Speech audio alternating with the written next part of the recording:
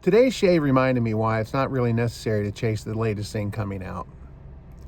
Mitchell's Wool Fat, Mercor 34C, and a Yaqi 24mm silver tip badger brush that doesn't have a name. I checked the site.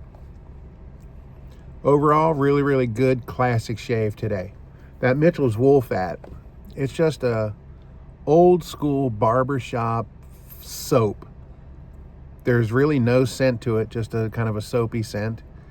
I guess it's kind of got an Old Spice feel to it, but not that sharp. It's one of those soaps that you could pair with just about anything. I mean, after you shave, if you want to wear a green Irish tweed or if you want to wear a Parasso red, you could get away with both of them. Today I'm wearing Barbershop de los Muertos 2 from Murphy & McNeil. Great scent. Anybody that's got this, you know what it is. So, just the Mitchell's Wool Fat, it's just a good old-fashioned classic soap. Mercor 34C. This is the one that when people are getting into double-edged shaving, it's the one that gets recommended the most. And when I started in DE shaving, that's the one that got recommended to me the most. And after watching a bunch of videos and reading a bunch of things online, I ended up going with the 34C. I didn't like it. It was too mild for me. So I sent it back, and I got a Rockwell 6C, and was happy from then on. But what I found out over time, after about a year and a half, I saw Geo Fatboy shave with a 34C, and he got a really, really good shave off of it. And he started with some growth. And anybody knows Geo Fatboy, he's got a Brillo pad on his face. And he came out looking, you know, slick as a baby's butt. So I thought, if he can get a good shave off of that, I must be able to now, you know, after a year and a half. So I got a 34C, tried it again, got a perfect, great shave. And I've had great shaves with it ever since.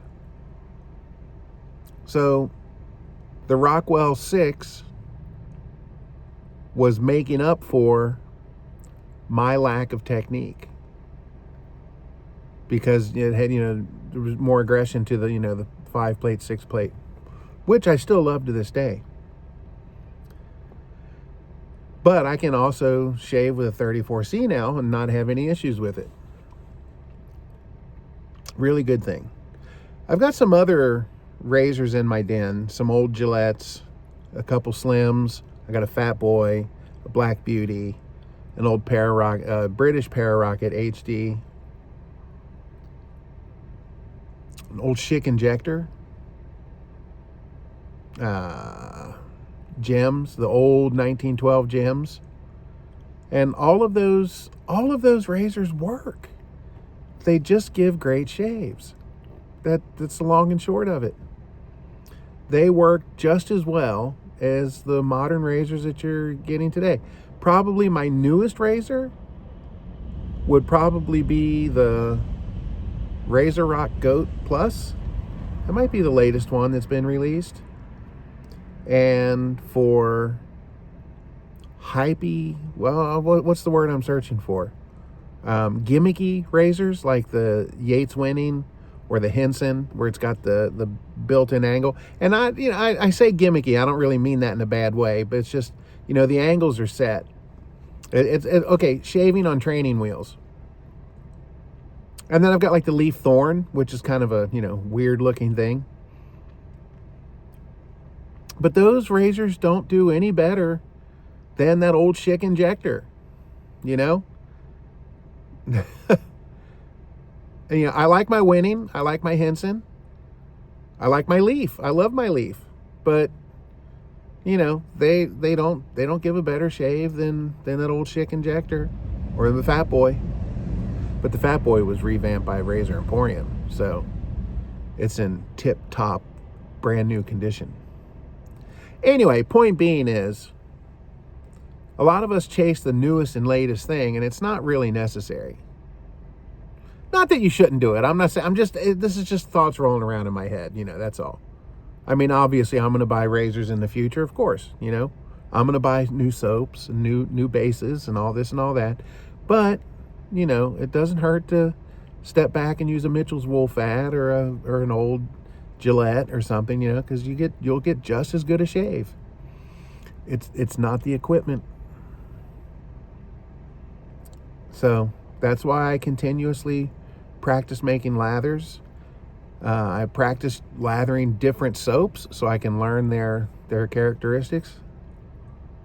It's an ongoing learning process. I don't think that learning process is ever going to stop. All right, guys, we're at about the 6-minute mark. I want to give a little bit of advice for fellow content creators and across all genres, not just shaving. Guys, when you're making your videos, whether it's here, Instagram, wherever it is, if you're on camera, I want you guys to stop doing one thing, okay? And don't get mad at me. Don't get mad at me. Just stop doing this, okay? Let me show you. Pay attention to my eyes. I'm going to do an intro.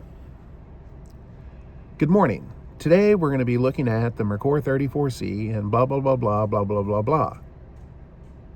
Okay, or, good morning. Today we're going to be looking at the 34C, blah, blah, blah, blah, blah, blah, blah, blah.